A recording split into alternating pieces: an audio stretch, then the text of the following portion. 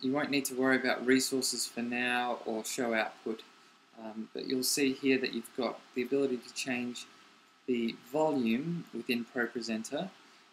This affects all audio within ProPresenter, so if I click that again,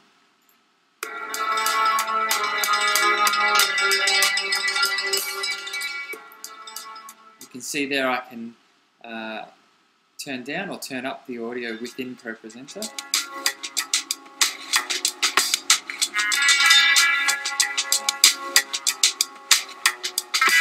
Which is great, because it just means that basically we don't have to worry about the system volume at all.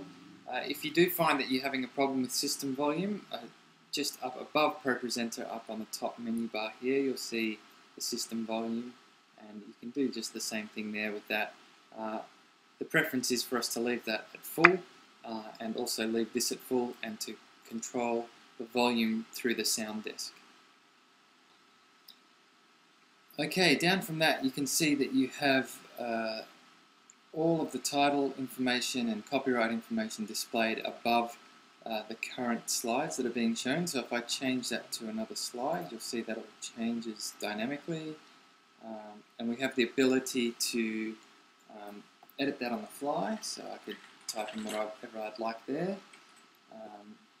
The artist is there, the album, what category we have it under, any notes that we have, and copyright information. This will mostly be covered by the staff as they put in new songs. Any changes that you see that need to be made there are probably worth reporting to Sean, and then he can make sure that the music admin guys update that and get it all correct. Yeah, so we ask that you probably don't go editing that too much, and you can actually even get rid of the temptation and just hide it by clicking this little arrow here. It goes away, it tells you the title. Underneath that, of course, we've got all of the slides for the particular presentation that's been selected. So if we select Beautiful One here, we'll see all the slides for that. If we go for How Great Is Our God, we can see all the slides are there for that. And in order to get them on the screen, it's just a simple click with your mouse, and they fire up. One of the beautiful things here is you can have this fired on the screen and go to your next slide, or if you're onto the last slide here, you can go to your next presentation and have it ready to go, but you can see here that it still displays the last slide of the last song until you click on the next thing. So if I click here on Holiness, that now takes over. Continuing down from there, you can see that we have the options here to edit particular slides. So you can see there I've got Holiness selected. If I click on Edit, it will give me a larger view, and I can go in there and I can make changes any way I'd like to, like that.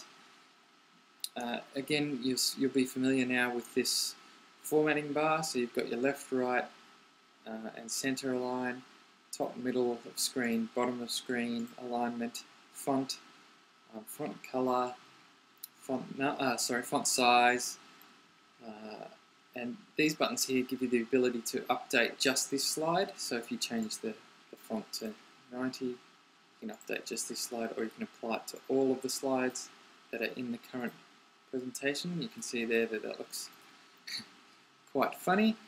So let's put that back to where it was, just by selecting that again and say update to all, and you can see they're all fixed again. Down here you can see there's a timer. We ask that you guys don't use that for songs, because obviously it's pretty hard for us to time the songs unless we're playing along to a recording. So -1 means that there's nothing selected there on the slide. If you keep it at 0, it will, as soon as you click it, click over, sorry, out of here, it'll click over to the next one. So you can see that there. I can't now get that to stay on that slide. So let's just edit that again and make that -1. That'll fix us up. Down here you can see that you can show or hide the margins, so that's handy if you're working with particularly with a TV monitor that that you need to make sure that the sides of the entire screen can be seen. I just leave that on as default because it's handy to have there. These two buttons go right and left, so you can see up here that's now selected the second slide. If I click it again, the third slide, fourth slide, and obviously back the other way as well. You'll see down here that the edit button has now become a done button, so when you're finished you can just click done when you're happy. You can also here add extra slides in, so you can see there that I've added that slide and I can minus it out again. It will come after the selected slide, so you'll see here if I add a new blank slide it will come after the one I've selected there. So if you're wanting to put it at the end, make sure you've selected the last one, add it, and yeah, just remove it like that. In order to select a slide, so if I've made a new slide in the wrong spot, or I just don't need that in there anymore and I've gone on and clicked on other things, you see that it's not selected anymore. You just select it with your mouse and click minus and it goes away. Point 3 is the transition that we're working on as a default, so you'll see that there's nice transitions between the text there. That's 0.3 of a second, so leave that there. And you also have a format option here which gives you the editing options for your slides, and you can make changes in here that will be universal to that entire group of slides without having to go in through the edit option. So that format button just hides and shows that option there. Outline and shadow should always be ticked because it gives us a nice outline around our fonts and a shadow behind it to make it stand out a lot more. If I show you this background, I'll just go take off the outline and shadow. It makes it much harder to see that font.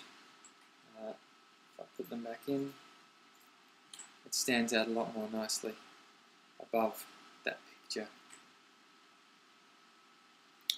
Next to that, of course, we have this slider, which you can just slide up and down, grab and slide, and it will just make the size of the current slides that you're viewing bigger or smaller. That's obviously going to help if you've got lots of slides and you want to see them all at once, but of course the smaller they get, the harder it is to read, so I leave it about that so I can still see what I'm doing. Alright, also here we have another 3 tabs, one called backgrounds, one called audio clips, and one called DVD clips. We'll just be really brief now with these. The backgrounds, obviously anything that you want to fire up as a background will sit under that tab. Any audio clips will sit under audio clips, so you can see we can just play those.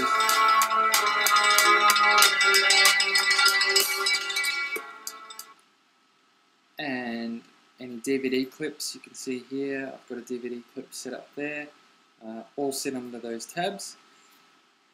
We'll go into more detail about those later on in the day. Down underneath all of that, you have the ability to add more backgrounds here, so click that and then you can find it on the computer. You also have the ability to change the transition time. I found that 0.3 is good for both, so we'll leave that as 0.3, so that both the text and the backgrounds transition at the same time. You can search for backgrounds with this search bar here, and you can also make the thumbnails bigger or smaller of the background so that you can see more or less of them at one time. So that's it. Thanks a lot for your time today. We'll go into further details about how to operate during a service, and we'll have a practice together soon. Yeah, signing off. Thanks a lot.